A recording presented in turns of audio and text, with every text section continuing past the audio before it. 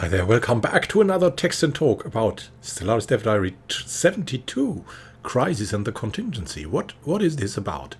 It's about the new handling of Crisis in Bradbury 162 that will be coming. And you can customize the Crisis now. That's the great thing. If you look at that screen here, you can see that you can adapt Crisis strength. It has a default setting, depending on galaxy size. And you can now put that slider up to 5 if you like to die, or put it like down to 0.25 if you if you like the crisis to be just like any other event. So 1.5 in a huge galaxy will be probably the default setting. So as you can see here, this controls the appearance and fleet strength of endgame crisis. The higher it is, the more dangerous the endgame crisis will be. So yeah, it's modified. Usually it was modified by difficulty and, as I said, galaxy size. Now it's modified by crisis strength. And of course also a little bit by difficulty, because they get also... yeah, the AI bonuses are also, I think, added to the AI crisis ships. So additionally, Wiz, as he has twittered, also has spent a considerable amount of time improving the crisis AI, both in terms of how the crises themselves behave and how regular AI empires react to them, which is really good news, because sometimes you had really good AI empires that would squash a crisis as soon as it appeared, but mostly AI empires were just powerless against the crisis. If the crisis gained a certain strength, then they were powerless. It was just like that. The AI was useless against them and just giving in and going down. But now they are bonding together. Like the AI empires close to the crisis especially, they are bonding together, maybe forming like a federation and coordinating their fleets against it to fight it. But also the crises themselves should now expand in a more logical fashion, be better at defending and fortifying the space they have taken over. So it's going to be a little bit tougher for the player and less usable in terms of, oh, the crisis is near my toughest opponent. Well, that's a good... Let's sprawl it a little bit out of control so he can't contain it, so I can take down my rival and then the crisis. No, this is both dangerous, less dangerous for the AI and more dangerous for the player. So, and what is the contingency? The contingency is the replacement of the old AI rebellion crisis. But the old AI rebellion crisis doesn't go away. It will be re-implanted as a mid-game event. And it will be really a crisis of the synths or the robots you're using. So it doesn't completely go away. It will be repatched in.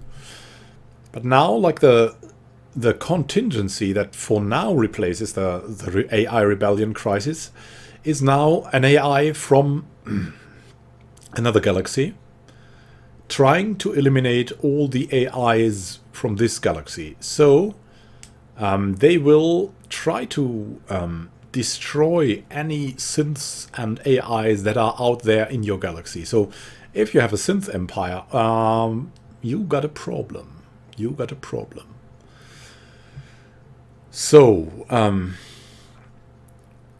what is so special about this? The contingency is an ancient AI whose purpose appears to be to sterilize the galaxy of all higher biological life and control or destroy all other synthetic life forms. So it's a classic crisis. And so the chance of the contingency waking up is directly tied to the prevalence of synthetic life in the galaxy. Should it wake, it will attempt to use its signal to control synthetics, force them to aid it in its implacable task of galactic sterilization. Unlike the previous AI crisis, the contingency has formidable fleet assets with which to carry out this task and has to be fought both in space and at home, as it makes use of subversion and infiltration to soften up its targets before the sterilization units arrive. So can we make that bigger? the sterilization units. I want to zoom in into this. This is going to be a great robotic swarm. We're going to see videos of probably the Brethren Scourge against the AI Contingency. Attack! Yeah, there's going to be a lot of fun to be had with these events and with this crisis. And especially if you're like bored by the insane difficulty and an overly aggressive AI, you can even put the strength up to 5 and then have your fun, have your good fun, to make the game nearly unbeatable. But there are, of course, people who can do this. Even without using like slightly abusive strategies. I'm really eager to see this done. Of course, on Iron Man. I mean, if you're posing with your difficulties, you need to do it on Iron Man. Otherwise, yes. It's only like 3/4 as cool. So, I think there are exciting times coming with a new AI crisis and that additional event that is going to be in the mid-game for the AI rebellion. So I think that's going to be fun. Like, so we have all in all, we have 2 events instead of 1, and we have the possibility to modify crisis strength, which is really thrilling. If you want to have the feeling that doom is out there lurking, then put up the crisis strength all to 5, and it will be pretty great. And probably you can mod it so it can be the strength. Now that you have a slider, you can mod it so it can have the strength of 10 or 20. So that will be pretty hilarious. So you will be up against innumerable forces of unbidden, of brethren, of whatever comes that way. It will be fun. It will be fun in a suffering kind of way. My God. If you enjoyed this, I'm regularly doing some videos about the Dev Diaries coming out. The playlist you'll find in the upper right corner, there's a little eye or a card where you can subscribe to the playlist if you want to make it easier and also get all the other Stellaris updates, like the very far Let's Play we're doing, where the Brethren will soon appear. Then, yeah, just subscribe to the channel.